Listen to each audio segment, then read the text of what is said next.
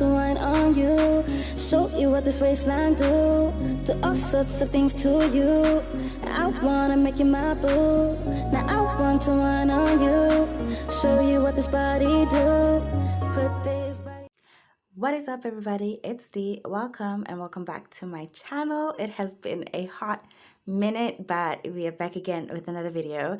And in today's video, I'm going to be showing you guys how I go about trading an Empisal Overlocker. Now, trading an Overlocker is basically the same whether you're using an Empisal, a Jerome, a Brother, or a Singer, especially if it has 4 spools. Then yeah, so yeah, this is my brand.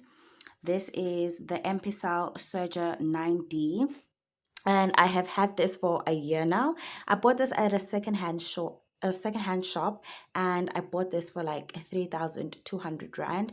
Now the usual price of an Empisal Overlocker is usually 3,000. Well, it used to be 3,000 on the dot last year at game, but this year from late last year, I think around August, because that's roughly the time I bought this Overlocker, it became 3,400 rand, 3,500 rand, whether you're buying it from game or from Takealot. So now let's get into this video. Okay, so first things first, this is basically how your Overlocker should look like. A little something like this and a little something like that. Now I'm going to go through, all the simple things, all the little details that I know that I feel you guys should also know. So let's first start with the front. So as you guys can see, we have this panel over here. Now this is called a looper cover, and this is basically where you will find your lower loops and your lower and your upper loop, and you basically slide it and then it drops.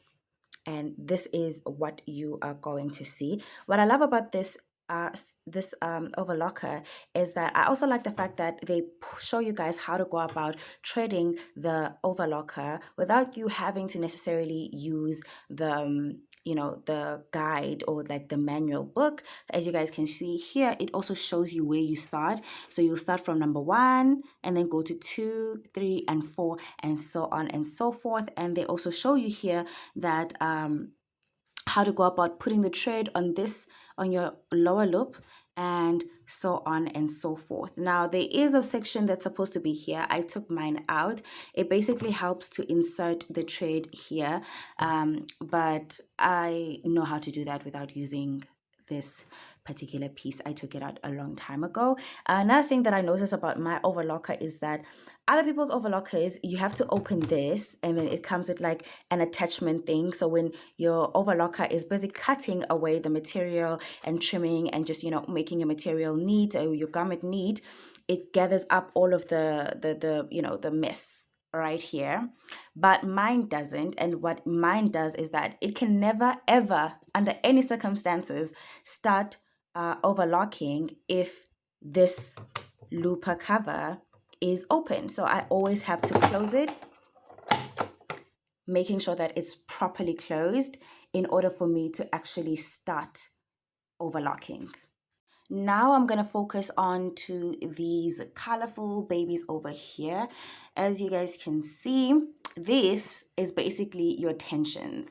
Yes, every needle and every looper has its own tension. Now, when you have your manual book, I'm going to show you guys my manual book so you get an idea of what I'm talking about. So your manual book is important. I do feel like it is important, especially if you are still learning how to use an overlocker, because it will definitely help you to set out your tensions right over here, because as you guys can see, there's a lot you could do. So usually you got your positive pluses, so from +5, 4, 3, 2, 1, then N, we'll say neutral for those who drive, and then you've got your negative 1, 2, 3, 4, 5, and this goes on to the blue, the green, the pink and the yellow. One thing I like about this is that it actually helps to guide you, especially if you are looking at this particular section over here. As you guys can see, these colors, they match up with these colors,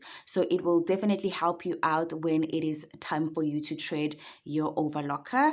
And I'm going to move on to the next section. Here is where you will find your needles. Okay, so now I have zoomed in right here. As you guys can see, I have my overlocker foot right here, and then we also have the blade. So what happens is that when you're overlocking, right, the overlocker actually trims off excess material to make sure that everything is nice and neat and sturdy. And when you get your overlocker, you would always get about I think one or two extra or spare blades, but you can always buy these blades at your nearest fabric store, and I usually would buy mine at the sewing center. And as you guys can see here, you have a screw that will help you to kind of like loosen this and take out the very old blade and put another one. Then I also want you to take into account right here, I have my one needle. Obviously your overlocker can use one or two needles, but right now I'm currently using one needle because of I am busy with a particular project, and I just figured, you know what, let me just record this video because, you know, I'm about to trade my overlocker, so I'm just killing two birds with one stone basically. So I also want you to look at this detail over here. So you see there's like two screws. So these screws are what helps you to sort of like put in your needle and lock your needle in. You usually get a smaller screwdriver that will help you to actually access and unscrew these screws here and be able to screw them back on. And yeah, it's an easy process, guys. I know having an overlocker can seem very scary. I know, for one, because I was scared when I got mine, but yeah, it is what it is. And this is my foot. I'm not quite certain if you can. I do think though you can change the foot of your overlocker, considering right here I'm looking at this screw, yeah, I'm not quite certain. I have never tried it before. And then right at the back, as you guys can see, this is where I pick up my footer and drop it. Pick it up and drop it. Pick it up and drop it. And there is a what do you call a light bulb in here somewhere, but I think it's like here, right in here. And then obviously we have our cutter that I never ever use at all.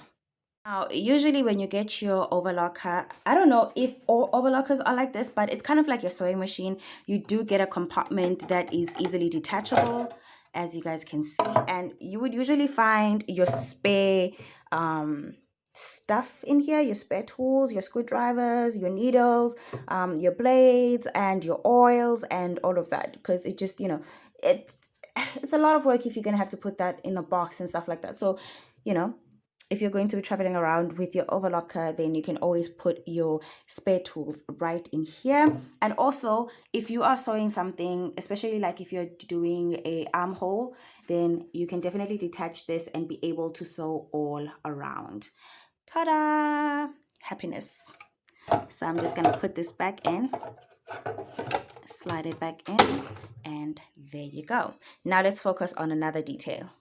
Now, right here at the top, we have what we call our telescopic thread guide.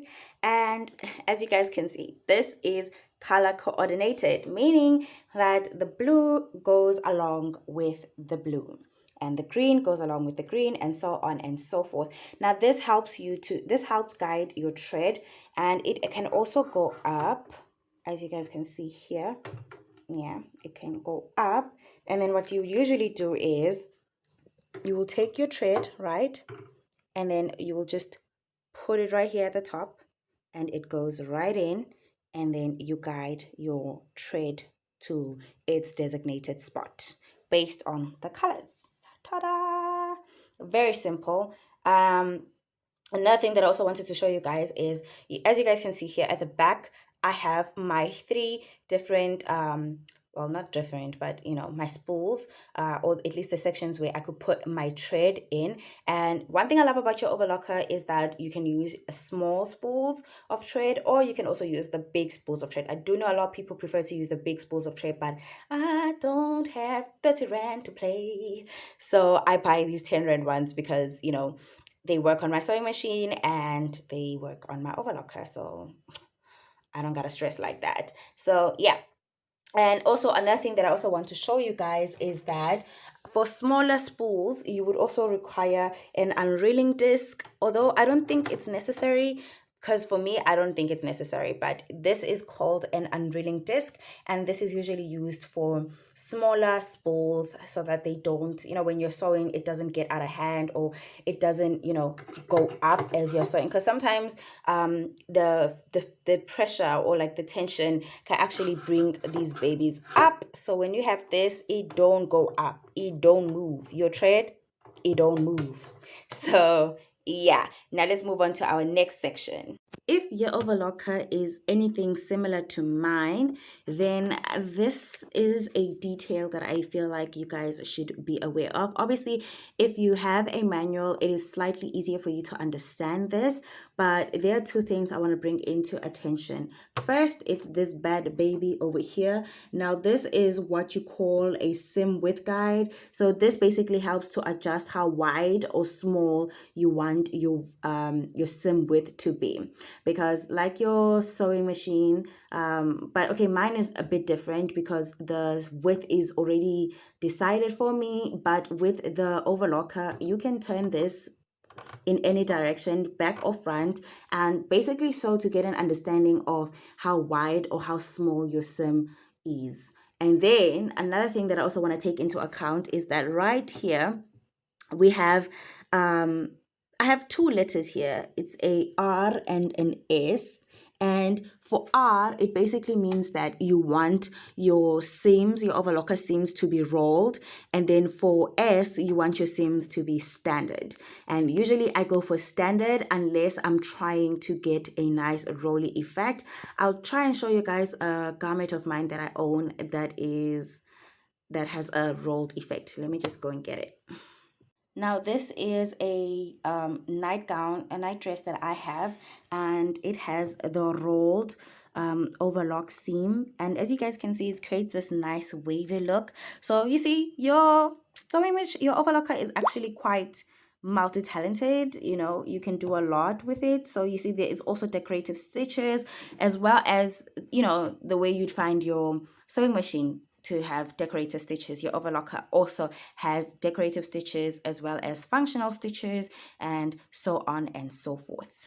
Now we come to the side of our overlocker, and as you guys can see here, this is where you'd plug in your foot pedal as well as the plug of your machine, and this is how it looks like. It also looks like your sewing machine's you know, set up. And then right here, this is where you obviously the wheel to turn your needles or to feed the machine. And then comes this bad baby, and this is called your stitch length guide. So you can decide how long or short you want your stitch to be, hence the stitch length.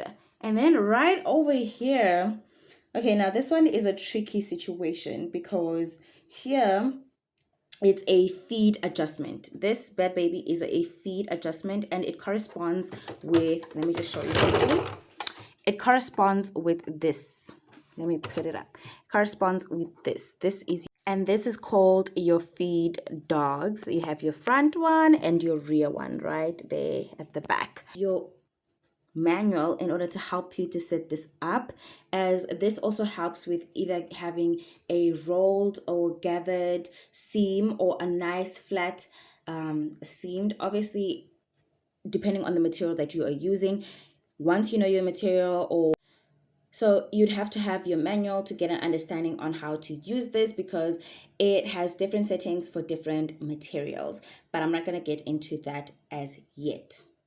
So this is my manual book, and as you guys can see here, the differential feeding settings, and like I said, it has different settings for different types of materials. And also another thing that I wanted to show you guys is right here you will get an understanding of your sewing of your overlocker, and when is it that you need to use 2 needles and when is it you need to use 1 needle, and in which direction or which needle should you be using. Should it be the left needle or the right needle? And then right over here it helps you in terms of setting, so it will show you guys how to use as you see here, you have your blue, green, pink, yellow. These are all your tensions, and then here you have your stitch length, so it will inform you here your different types of stitch lengths, and then here you have your stitch width, and it will also help to guide you. And as you guys can see, we also have our R here, like I said, so this means the rest are all standard. And then right here you can also see that it gives you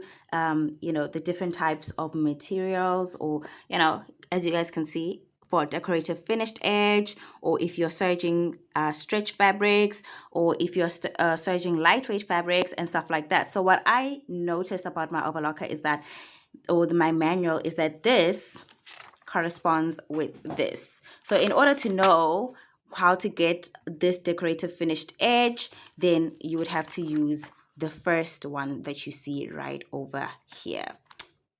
I do think I've covered up the most important things that I feel like you guys should know. I really hope that I have explained it in a way that everybody can understand. So now I'm going to go ahead and start threading my overlocker. First things first, here I have gone past my first thread, which is this one. This is the thread that is going to go to my upper looper, which is number 3, and then I passed it here on the pink. Then I've gone ahead and I've put it from the back heading towards the inside, and I've passed it to pink. Now making sure that you need to make sure that it goes in between the disc, because there is a disc here for your tension, and then I'm bringing it straight down here. Now I'm going to try and position my my camera so that everyone can get a better view of what I am trying to do. So then once you put this through here, you're going to bring it down. And what I love about this particular overlocker is that it actually shows you, and you also have a guide right over here, that this is what you're supposed to do. So you're going to bring it through this one. And what I also love is that it's also color coordinated. So now I know that my following step is going to be this one right here. So I have to pass it right there. And there, as you guys can see, it's in. Now you can always use a tweezer for this, because your overlocker does come with a tweezer, but mine is a second hand. So, and I don't have money to place to go and buy a tweezer, especially if I know if I can do this with my own nails.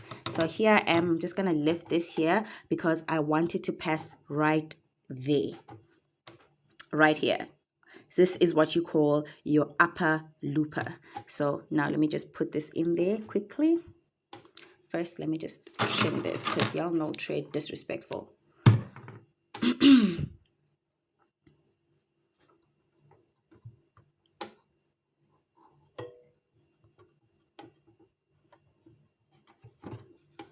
And there we go. Now my first looper is threaded. Now I'm going to go ahead and I'm going to thread my lower looper, and I'm going to repeat the same process, which is I'm going to pull my thread right over here and pass it up there, making sure that it goes in. And then I'm gonna put it in. Okay, this part, it's a bit tricky because this section is also missing on my overlocker. I don't know if you guys can see, but there are these steely thingies that's blocking the thread from rising up. But my fourth one is MIA, so yeah. So as you guys can see, I've gone ahead and I've threaded it on this side. Then I'm going to go down. You guys can see I'm going to go ahead down here. Then I am going to put it through this lower section right over here. Also following the guide from this view. And then I'm going to thread it in through this loop right here at the bottom. Pick it up. Following the yellow dots, I'm going to go in at the lower one first. Then this one over here. And then thirdly, that one right there. Then I'm going to go behind this one. And then I'm going to push it in there so that it's in snug and tight. And then I'm going to pick it up right over here. So as you guys can see, I have threaded in the interior right over here. And this is how it should basically look like. And then just to show you guys the different, see, the loop here is threaded, and then the lower loop is also threaded. Then we're going to follow up and thread the right needle. So now I'm going to go ahead and I'm going to thread my left needle, and I'm going to repeat the same process, which is loop it up here first, then put it in via the back towards the front. Okay, I've threaded in via my tension, and then bring it down. Now, as you guys can see here, this is also color coordinated. So that means that this here is blue and this here is green. So because of I'm threading blue, I am going to pass it via this section. And if I was threading the green, I would pass it right at the top. So now I am putting it in here, bringing it down, then putting it via this and pulling it. And then now I can finally put it in my needle. So here it is. My overlocker is now officially fully threaded. And you bring this down right here. My overlocker is officially threaded. So now the most important thing that I want you guys to take note of is whenever you are threading your overlocker, it is always important to know where to start and where to stop. You will always start with your third thread, or your third whatever, your third spool, your third whatever. This is called your upper looper. This whole section right here going down is called your upper looper. Whenever you start overlocking, or whenever you start threading an overlocker, you always start with your upper looper. Then you follow up with your lower looper. So you first start with this bad baby, follow up with this bad baby. Then you will go and work on your right needle. Now, as you guys can see, my needle is currently on the left hand side of my overlocker. So because of my needle was on the left hand side of my overlocker, I started with my left hand side. But if you have both needles in, then you will start with your right hand side and then move on to your left hand side. So this is number 1, number 2, number 3, number 4. This is always number 1 and number 2. It never changes. This will always be 1 and 2. The only time this is different is if you are using one needle. So therefore, if, for instance, mine, because I'm using my left needle, this will become number 3. But if I was using my right needle, this would become number 3. However, if I was using both needles, this will become number 3 and this will become number 4. So always remember that, guys, and I hope my video was helpful, and I really hope you guys liked it. Please don't forget to like, don't forget to subscribe, and don't forget to share with your fellow friends and family so we can all get started on our sewing tutorials. More videos are coming up. I'm not going to promise you guys when, because school is killing me, so you guys are just gonna have to stay in tune, and don't forget to hit the notification bell so you're notified each time I upload a new video. Now, bye bye.